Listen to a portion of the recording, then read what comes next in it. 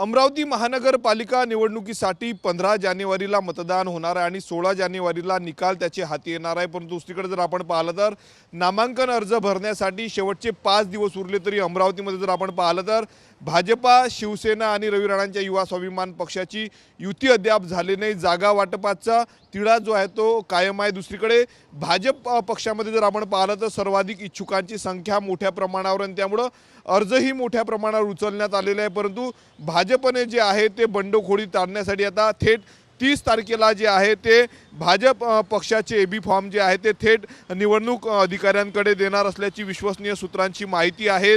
मोठ्या प्रमाणावर जर आपण पाहिलं तर एका प्रभागामधनं 4 जे आहे ते इच्छुक भाजपचे उमेदवार आहेत। त्यामुळे जर आधी नाव जाहीर केलं तर 3 उमेदवार जे आहेत ते बंडखोरी करू शकतात आणि त्याच पार्श्वभूमीवर जे आहे ते भाजपने आता नवीन एक मोठी रणनीती आखल्याचं समोर आलेलं आहे।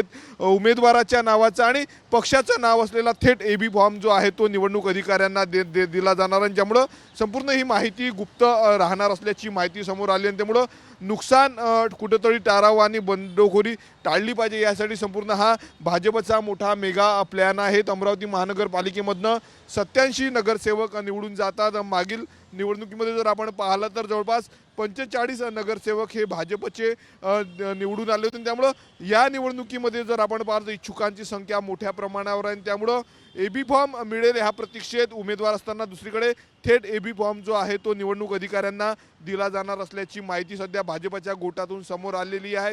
याच अमरावती महानगरपालिकेसाठी जर आपण पाहिलं तर 15 जानेवारीला मतदान होणार आहे। त्याची तयारी जी आहे ती सर्वच राजकीय पक्षांनी केलेली आहे। दुसरीकडे अजित पवारांची राष्ट्रवादी या ठिकाणी मात्र स्वबळावर निवडणूक लढवणार असल्याची देखील माहिती समोर आलेली आहे। त्यामुळे जर आपण पाहिलं तर भाजपमधनं कोणाला लॉटरी लागणार, कोणाला उमेदवारी मिळणार याकडे सर्वांचं लक्ष लागलेलं आहे। प्रत्येक इच्छुकांनी जे आहे ते आपापल्या नेत्याकडे उमेदवारी मिळावी यासाठी फिल्डिंग लावली असताना दुसरीकडे भाजपच्या वतीनं जे आहे ते थेट एबी फॉर्म जर आपण पाहिलं तर निवडणूक अधिकाऱ्यांच्या हातात दिले जाईल आणि त्यावर जर आपण पाहिलं तर उमेदवाराचं नाव टाकलं जाईल, ज्यामुळं भाजपमधली बंडखोरी आणि भाजपचं नुकसान टाळण्यासाठी हा संपूर्ण प्लॅन जो आहे तो भाजपने तयार केलेला आहे। कॅमेरामन अनिकेत दहातोंडेसह मी स्वप्नील उमप, TV9 मराठी, अमरावती।